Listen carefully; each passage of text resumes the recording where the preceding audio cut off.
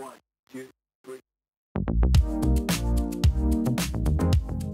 ora and welcome to this episode of the Solo Sessions. How are you? Hope you're doing blinking well. Feels like it's been an eternity since I have recorded a solo session, but in actual fact it's only been a week. And it has been it's been a big week. And in recapping and preparing for this one, I actually sat down and had to brainstorm a bunch of things that I did this week because I'm like, man, I feel like I've got a lot to cover. Ripping straight into it, here we go. Got to have a wee coffee this morning. First off, I want to kick off and say I'm super excited about. I finished my book. I try my best to read a book at night, like kind of as I'm starting to go to bed, instead of scrolling on the old phone. I've kicked that to a separate room, and nowadays I try and read a little bit of a book. And the books that I read, I've bounced around from like real serious books about business, about finance, about, I don't know, all that sort of jazz. And I've bounced around with them, but man, I struggle when I just want to switch off and kind of tune out at the end of the day. So lately I have been going for just a bit of fiction, and I've picked up, I finished a Jack Reacher book recently. If you haven't heard of those, they're Lee Child Jack Reacher books, amazing, Google it.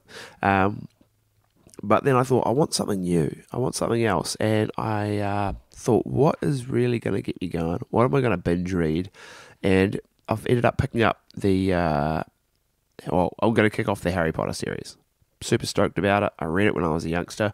And I'm going to go back. I'm going to dive back into the archives and read it. I started the Philosopher's Stone the weekend. And bloody good times. It's cool looking back on it. And I'm really excited about the next 7 books. So wait, they made 7 movies, but I can't remember. But so I'm pumped to be ripping through the Harry Potter series that's just kicked off.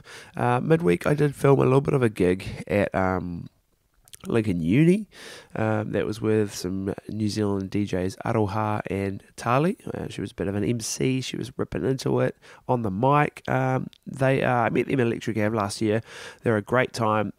When they get on stage, they just absolutely send it. Like, they just love it. So it was cool to see them in action. It was cool to see the young freshers bouncing around, flirting, dancing, doing all that classic stuff, having a few too many beverages. It was just crack up looking back, man, being like, man, you look so young. But the film went really well. I've just started working on a little bit of a video for them. So that was good. Moving on. I did rip into a bunch of meetings this week, and most of them I can't really tell you too much about, but it was just great. I've been talking a lot about time management, and man, I've upped my game with this new Google Calendar, pretty much tightly scheduling most of my day. It's just been cool, kind of seeing already at the start of each morning what I've got planned for the day and how I'm going to block my time out. That went pretty well. I had one slip up last week where I was like, oh no, running around like a madman thinking I had something on, but that was only because I'd been browsing at the week ahead's calendar. Never do that. Maybe I should just work 1 week at a time. But yeah, a bunch of meetings went really well. Had some awesome just catch-ups with some good friends, creative peeps in Christchurch, and stay tuned for a bit more about that. I also shot an American Airlines event linked in with the Christchurch airport. Now, they've announced that American Airlines is going to be coming to Christchurch later this year, maybe in October. My memory's pretty terrible. But the event was to celebrate that, and they had some classic American cars, taking people on tours through town to kind of celebrate and have a bit of fun with it. That was fun. Shot that event and passed the footage straight on to a team up in Auckland who were going to edit that, and it went down really, really well. Man, I'm not a car kind of guy, so when they pulled up with the cars, I was like, oh yeah, cool. They're pretty impressive, like even for me. But some people just loved it. And I ended up riding in the front car on this convoy with the president of the Christchurch Classic Car Club, and he was an absolute legend, such a nice guy, and it was just me and him, so we just bantered the whole trip through town. who ended up picking up the mare, and so I had a good yarn to her when I was picking her up. And that was pretty crack up. And it was moments like that where you're like, man, what is my job? Like, this is just random. But yeah, it was good fun. American Airlines event went really well, and I posted a little clip of that event on my Instagram if you're interested, at Quality Antics. Yeah. Oh, the next thing that I want to tick off the list was, man, it's been a busy week. The Salty Buskers Festival was on in town this week, well, last week, just been. Now my wife, Nicole, was involved. She was working behind the bar, pouring a few pints. And this is a new festival. It's not the Breed and Circus Festival. This is like a new puppy to town. And it was on from about Thursday through to, I think there were some shows on Sunday. A few buskers, some local, some not so local, some from like the US, I think, as well, who have come over. They were hosting it in the Salt District. That's why it's called the Salty Buskers Festival. And yeah, there were some day shows, there were some night shows. It was a pretty cool setup. But yeah, look out for that next year, because this was their first year giving it a nudge. Looking forward to seeing it come back bigger and better next year. They would have learned a bunch from this year about how it works in town and all that stuff. So I went one night and had to catch up with Nicole, and because we never see each other because we're always working, and it was cool. It was awesome just to have that classic kind of vibe of just a few like an outdoor setting for some nighttime buskers. It was sweet. Next on the list, Electric Ave. It's a festival. I mentioned it last week, I think, in the solo session. It's a festival that is in Christchurch. A huge do. It was absolutely flipping massive this year. Setup was insane. The lineup was, I think it's pretty damn good. The lineup was pretty epic. Went along, and I was filming the Butlers, and they started about 12:15. Filmed them to about 1-ish. Packed up my gear, and then I was like, let's go. We are into it. I'm into my day, settling in, missioned around a bunch with my good friends Beans and Jock, caught up with a bunch of people, bumped into lots of people who mentioned the podcast. Big shout out to you. And some people who just knew me through my constant social media posting. But that was a bit of a laugh. But the event itself was it was interesting. And the main reason I say that is because the weather was spot on. We were having a blast. I listened to Wax Mustang in the morning. The Butlers, obviously. A bit of Lime Cordial. Cordial? I'd never heard of them, but I just felt like they went on for about 4 years. Then Homebrew. Then we bounced across to Brass Against. Now, if you've not heard of Brass Against and you're into the kind of like rocky music, like a Tool, for example, or if you're into Rage Against the Machine, whoa, Brass Against crank out some bangers, but they have like a full brass setup, and man, they were humming. They were freaking good to watch. The Black Seeds were there. Matt Corby was doing his thing. I don't know. Yeah, he was cool. Drax Project Centre. They were really pushing the crowd, and like their songs midway through their set, I was like, they've like this, like when you listen to some of their songs on the radio, it's it's kind of catchy, but man, when you were there at the festival, they knew how to work the crowd, and they got everyone pretty fired up. So it was well played from them. Then it started midway through their set. I think it started to rain, and it got very wet for the next like few hours. It was pissing down with rain, and yeah, it was an interesting time. People ran for cover. So, like when Ben Harper came on, one of the big acts, he had a really small crowd because everyone was like bunkering down. And obviously people were dressed up to the nines for their festive gears. And yeah, it was an interesting time. We were hiding behind trees, under trees, behind trees. We were hiding as much as we could, but at the same time, we just wanted to just keep missioning. So we ended up being fully drenched. And luckily I could sneak backstage and like get cover because I was filming and stuff. So I did that a bunch. But and then I found out I could get hot coffee. Oh, I've never wanted a coffee so much in my life. So I grabbed a wee coffee, took it outside, had a little sip, and then Jock and Bean's like, what the hell have you got? Why is it steaming?